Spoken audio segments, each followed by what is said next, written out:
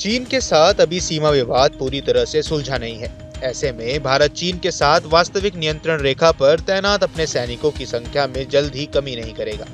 ये बात सेना प्रमुख जनरल उपेंद्र द्विवेदी ने सोमवार को कही। सेना प्रमुख ने कहा कि प्रतिद्वंदी सेनाओं के बीच अभी भी कुछ हद तक गतिरोध बना हुआ है। दोनों देशों के समग्र तनाव को कम करने के लिए विश्वास बहाल करने की सख्त आवश्यकता है। सेना दिवस के पहले बोलते हुए जनरल द्विवेदी ने चीन के साथ 3488 किलोमीटर लंबी एलएसी पर मौजूदा स्थिति को स्थिर लेकिन संवेदनशील बताया।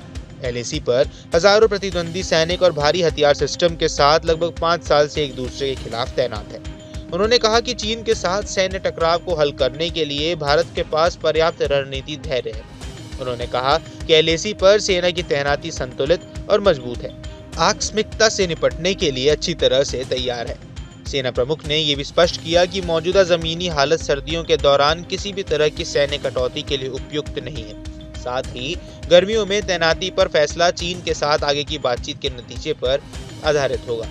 ये पूछे जाने पर कि क्या भारत अरुणाचल प्रदेश के तवांग सेक्टर में यांगसे जैसे संवेदनशील इलाकों में चीनी सैनिकों को गश्त करने का अधिकार देने पर सहमत हुआ है, जहां दिसंबर 2022 में प्रतिद्वंदी सैनिकों के बीच झड़प हुई थी।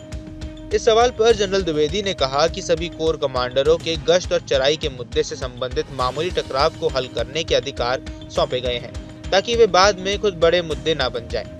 पिछले अक्टूबर में पूर्वी लद्दाख में देप्सांग और डेमचुक में 2 शेष टकराव स्थलों पर सैनिकों की वापसी हो चुकी है। इस कारण प्रतिद्वंदी सैनिकों द्वारा गश्त और चरवाहों द्वारा चराई फिर से शुरू हो गई है। भारत चाहता है कि चीन डी एस्केलेशन की दिशा में आगे बढ़े और फिर वहां तैनात अपने 50,000 से अधिक अग्रिम सैनिकों को वापस बुलाए। जनरल द्विवेदी ने कहा कि अप्रैल 2020 के बाद से जब पीपुल्स लिबरेशन आर्मी ने पूर्वी लद्दाख में कई बार घुसपैठ की, दोनों पक्षों ने इलाकों को डिकॉट कर दिया, निर्माण कार्य है, सैनिकों की तैनाती की है और सैन्य स्टॉकिंग का सहारा लिया है। नतीजन अभी भी कुछ हद तक गतिरोध लगातार बना हुआ है। सेना प्रमुख ने कहा कि देशों के बीच विश्वास की नई परिभाषा होनी चाहिए, इसलिए हमें एक साथ बैठकर इस बारे में व्यापक समझ बनाने की आवश्यकता है कि हम स्थिति को कैसे शांत कर सकते हैं और विश्वास को कैसे बहाल करना चाहते हैं। उन्होंने कहा कि सेना अगले दौरे की कूटनीतिक और विशेष प्रतिनिधि स्तर की वार्ता से आगे बढ़ने के लिए मार्गदर्शन का इंतजार करेगी। भारतीय सैनिक निश्चित रूप से गलवान, पैंगोंग त्सो के उत्तरी तट, कैलाश रेंज और पूर्वी लद्दाख में बड़े गोगरा हॉट स्प्रिंग क्षेत्र में पहले से ही स्थापित बफर जोन में गश्त नहीं कर सकती है। ये 3 किलोमीटर से 10 किलोमीटर तक अलग अलग है, जो काफी हद तक उस क्षेत्र में आते हैं जिसे भारत अपना क्षेत्र मानता है। सेना प्रमुख ने पाकिस्तान पर आतंकवाद का केंद्र बने रहने और जम्मू कश्मीर में सीमा पार हिंसा को बढ़ावा देने का आरोप लगाया। उन्होंने कहा कि पिछले साल राज्य में मारे गए 60% आतंकवादी पाकिस्तानी मूल के थे और 80% सक्रिय आतंकवादी भी उसी देश से हैं। सेना प्रमुख ने आगे कहा कि सीमा पर छोटे मोटे मामलों को स्थानीय स्तर पर ही सुलझा देना चाहिए और उसके लिए कोर और डिवीजन कमांडरों को छोटे मुद्दों पर निर्णय लेने का अधिकार दिया गया है। अक्टूबर के बाद बनी स्थिति में हम चरवाहों को पशु चराने की पारंपरिक इलाकों में जाने की अनुमति दे रहे हैं, जबकि पहले किसी अप्रिय घटना की स्थिति भड़कने से रोकने के लिए चरवाहों को इन जगहों पर जाने से रोका जा रहा था।